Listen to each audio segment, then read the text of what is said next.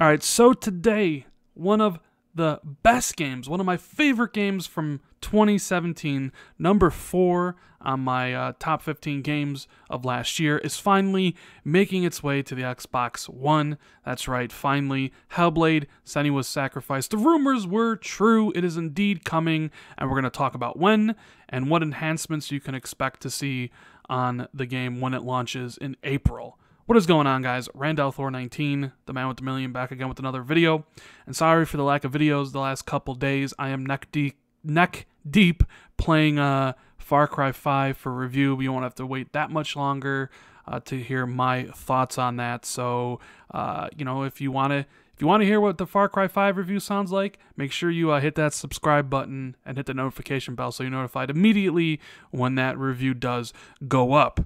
But man, what a day. So I got up and was playing some Far Cry 5 this morning, and I started getting notifications that Hellblade is coming to the Xbox One. The devs Ninja Theory, who's made some of previous games I quite enjoyed, like Enslaved, Odyssey to the West, which I think is an underrated gem from last generation. They also made the reboot for Devil May Cry, DMC, which I greatly enjoyed. I think they also made a PS3 exclusive very beginning of last gen that I am blanking on.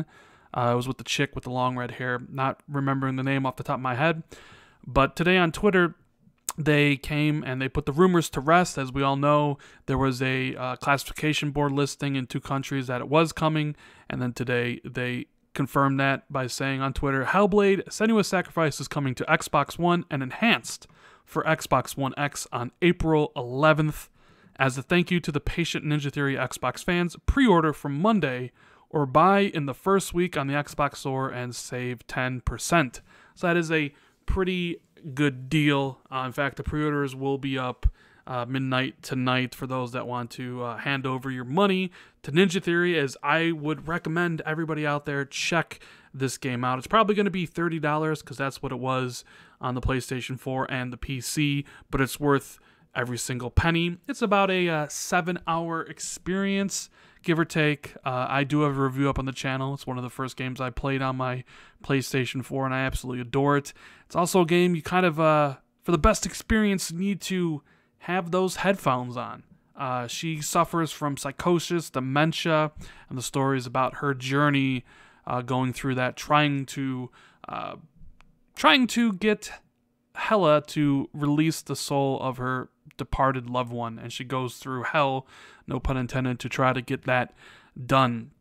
It's got some pretty good combat, not the greatest combat, pretty simplistic for the most part, but it doesn't really outstay its welcome.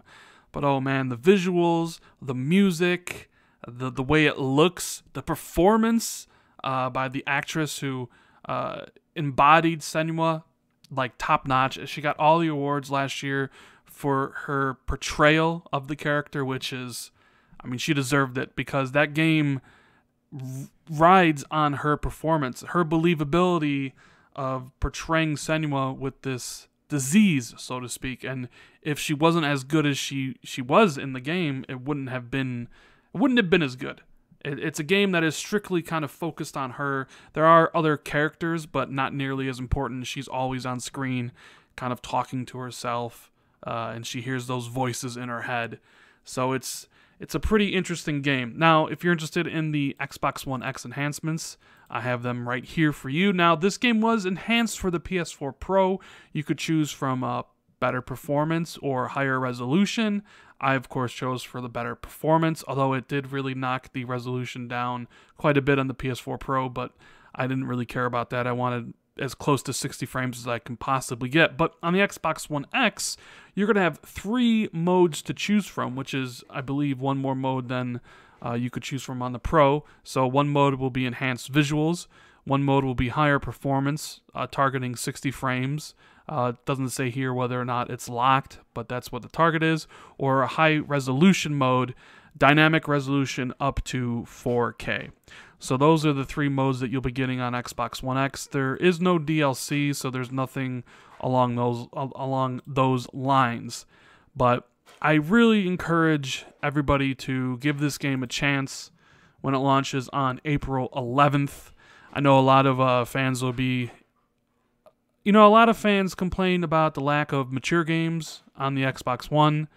And this is the definition of a very, very mature game. It deals with very mature themes, and it is a fantastic game all around. And I would love to see the developer get compensated more for their efforts, because they deserve to be compensated more for their efforts. The game is a masterpiece, in my opinion.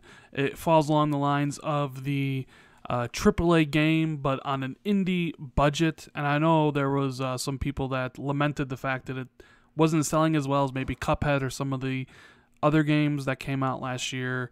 I know it hit like 500,000 after a few months, and there was people saying that it should have been a million seller, it should have been a 2 million seller, and they're right. It should have been based on how good the game actually is.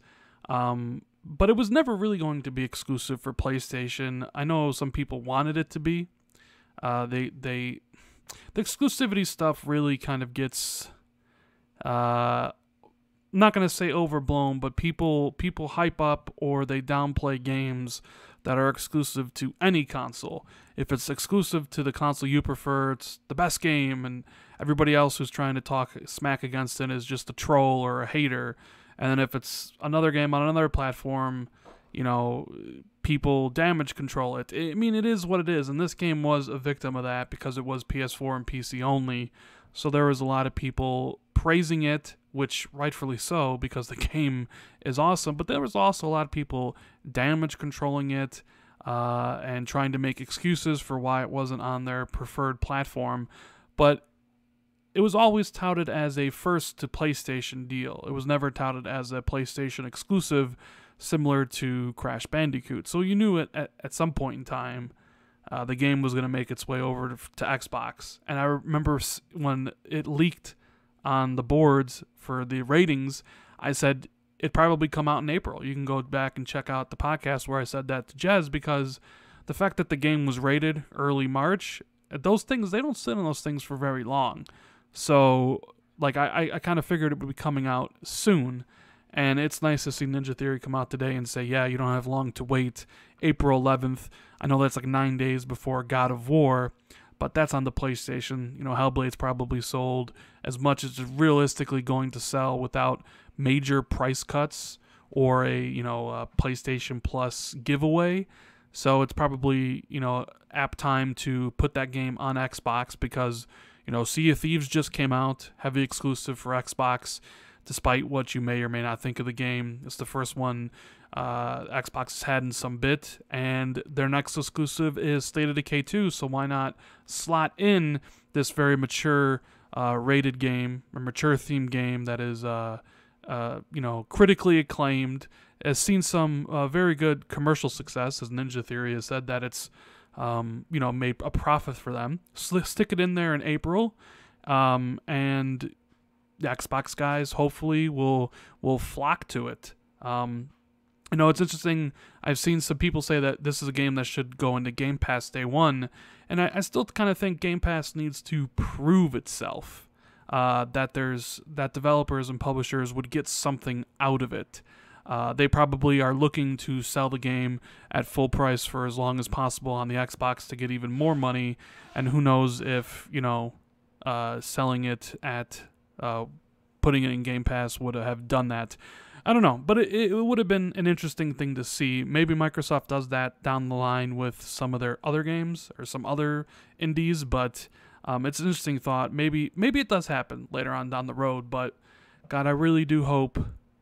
So this is where Xbox fans have to put their money where their mouth is. You say you want these type of games, similar to say how you want these Japanese games, and then you criticize them and the companies when they don't put the game on the platform, and then you don't buy it, which makes those people's thoughts about the people on the platform right. So if you want games like this, you got to put your money where your mouth is. You got to show them that there is a audience for these type of games on the platform, And that's up to you guys. I'm definitely double dipping on this game. I already bought it once on the PlayStation. I'm buying it again on the Xbox because it is just that damn good. And hopefully you guys listening can go back, check out my review for the game, listen to what I'm saying here, and if you want to give the game a chance, it deserves it. It's fantastic. Make sure you support it, because the only way to get more games like this, or different games of different types of genres and things of that nature, is to buy the games when they come out for your platform. So like I said, April 11th, Hellblade finally making its way over. 3 modes on the X, high resolution, high frame rate, and enriched visuals. So yeah, looking forward to playing it again on April 11th. If you enjoyed this video, guys, make sure you hit that like button. Share this out on social media so we can get the word spread about Hellblade coming to Xbox. Make sure you hit the sub button if you want to see my Far Cry 5 review pretty soon. Hit the notification bell so you're notified immediately when that video and all other videos come out. I really appreciate everybody watching. Hope everybody has a great rest of the Sunday. I know Mondays, people hate Mondays, but it is what it is. And I'll see everybody in the next video. Later, guys.